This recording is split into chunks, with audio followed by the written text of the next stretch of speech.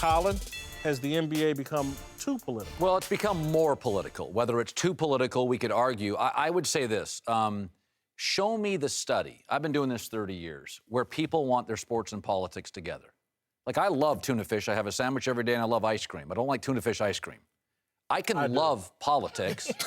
He likes any kind of ice cream. Don't worry, go on. I like politics. I'm engaged, and I like sports. Show me the study where fans and consumers are demanding they're together.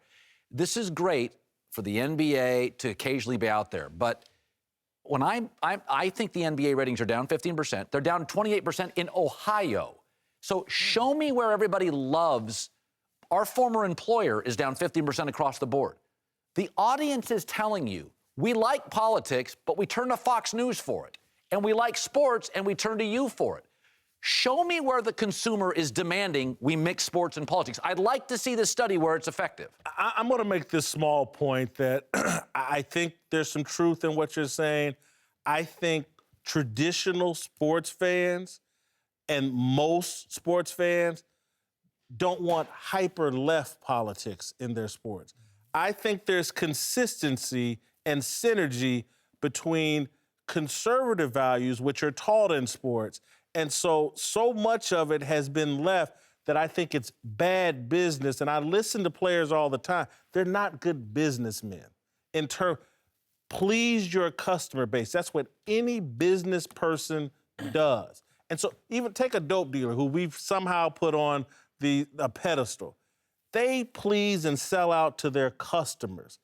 I'm looking at basketball players try to do too many different things within the platform of sports when they need to take to appease the media and Twitter. That's not the fan base. Well, move it outside I think there. Historically, because of the racial situation in this country, we all know what that's been. African Americans, I would say, have liked a mix. Like, we've wanted our athletes to speak out. You know, Muhammad Ali, people criticize Michael Jordan because he wouldn't speak out when he played. Absolutely. So I think there's an element of that, but you can go too far. And look, I'm like the average fan. When the athletes or a league speaks out and I like it, like I like what you're saying, then yeah, that's right, LeBron, go ahead. But if I disagree, then I'm a bit bothered. Like, man, why they, and if most Americans feel like that, which I'm sure is the case, then that's the risk you run when you get political, is that you may really turn off a lot of people. Yeah, I say no, and the reason why I say no is because players understand and they realize that politics both have a direct and indirect impact on them, as well as everyone else who's a viewer, the average fan. So when I'm a player, to your point, if I choose to keep my mouth shut, and I'm one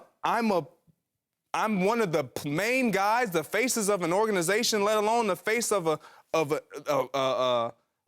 the leagues, your fan base is looking for you to say something, do something. And then when you keep your mouth shut, it's like, well, why isn't this guy speaking out? Why isn't he? But when you do, it's, well, he shouldn't have said that. Identify who your real fan base is. Who's buying the tickets? I understand that. But when we look at players and politics, I wasn't buying the tickets when I was growing up. By the way, Muhammad Ali is an individual athlete in an individual sport. Completely different different time. Now, but when we look at players and politics, I love what LeBron has done because he understands the timing. There's a timing for everything. He doesn't do it after a game when he's upset at a loss or whatever. He doesn't do it like that. He does it when the timing permits. What Iguodala did, that was unnecessary, and whether it's an inside joke or not, inside jokes are not funny to those who are not on the inside.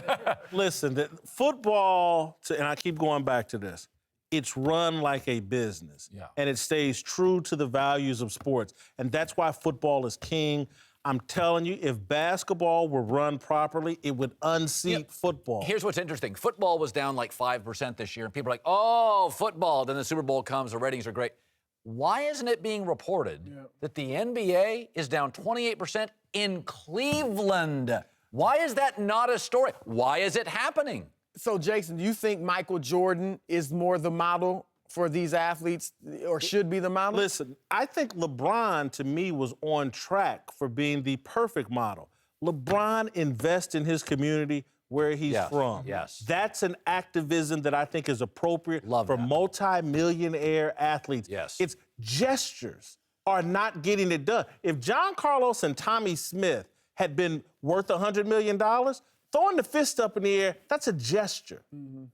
Well, Take action. you know what else is interesting? This is not just players. This goes all the way up to the top to Adam Yeah. Silver. He pulled the All-Star game out of Charlotte, North Yep. Carolina. He's threatened or talked about, Texas is thinking about passing similar legislation with the bathroom bill. He might pull it, not have an All-Star game there.